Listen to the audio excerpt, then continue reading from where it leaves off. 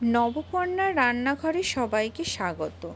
আজ বানাবো lemon chicken, কিন্তু একটু হেলদি ওয়েতে। তেল মশলা যতটা সম্ভব কম দিয়ে, আর লেমনের টেস্টটা এখানে হাইলাইট করার চেষ্টা করেছি। এখানে লেমন চিকেন বানানোর জন্য আমি চিকেন ভালো করে ধুয়ে পরিষ্কার করে নিয়েছি। এবার চিকেনটা ম্যারিনেট করার পালা। একটা লেবু 4 ভাগ করে 2 ভাগের রস চিকেনের ওপর ছড়িয়ে দিতে হবে। 2 চামচ তেল দিতে হবে, 1 চামচ হলুদ গুঁড়ো ও স্বাদ মতো নুন দিতে হবে। এবার চিকেনের মধ্যে যে রোজকার মশলাগুলো দেওয়া হয় সেগুলো দিয়ে দেব। জিরে গুঁড়ো, ধনে গুঁড়ো দিতে হবে। বড় চামচের 1 চামচ টক দই দিয়ে দিতে হবে। বড় চামচের 1 চামচ টমেটো পিউরি দিয়ে দেব। পেঁয়াজ বাটা দিতে হবে, আদা রসুন বাটা দিয়ে দেব। এবার সব কিছু একসাথে হাত দিয়ে ভালো করে মেখে নিতে হবে। অবশ্যই হাত ভালো করে ধুয়ে নিয়ে। হাত দিয়ে মাখলে মায়ের হাতের ভালোবাসা আর যত্নটাও রান্নার মধ্যে চলে যাবে, এতে স্বাদ আরও বাড়বে। মাখার আগে লঙ্কার গুঁড়ো দিতে আমি ভুলে গিয়েছিলাম, তাই এখন 1 চামচ লঙ্কার গুঁড়ো দিয়ে দেব। আর এখন যেটা দিলাম সেটা হলো পেঁপে কোড়ানো। পেঁপে কুড়িয়ে বড় চামচের 1 চামচ মতো দিয়েছি।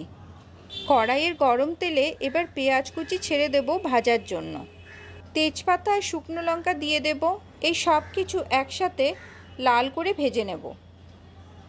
পেঁয়াজ কুচি একটু লাল করে ভাজা হলেই ম্যারিনেট করে রাখা চিকেন কড়াইয়ের ভাজা পেঁয়াজের মধ্যে দিয়ে দেব। এবার সব কিছু একসাথে একটু নাড়াচাড়া করে গ্যাসের ফ্লেম মাঝারি আঁচ করে বেশ কিছুক্ষণ কষিয়ে নিতে হবে। 2টো কাঁচা লঙ্কা এর মধ্যে দিয়ে দেব।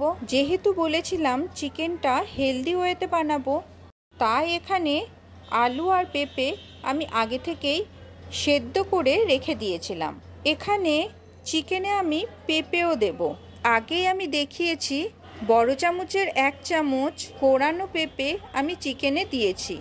আর এখন আলুর সাথে কয়েক পিস পেঁপে চিকেনে দেওয়ার জন্য সেদ্ধ করে আমি রেখে দিয়েছি। চিকেনটা যখন কষে গিয়ে মোটামুটি হয়ে আসবে, তখন ওই সেদ্ধ আলু আর পেঁপে চিকেনের মধ্যে দিয়ে দিতে হবে। এবার বাকি যে 2 টুকরো লেবু রয়েছে, সেই লেবুর রস ভালো করে চিপড়ে বের করে নিতে হবে। চিকেনটা যখন একেবারে হয়ে এসছে, তখন ওই লেবুর রস ছড়িয়ে দেব।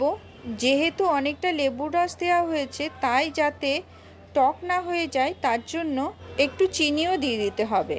এবার স্বাদ মতো নুন দিয়ে দিতে হবে। সবশেষে গরম মশলা ছড়িয়ে নামিয়ে নেব।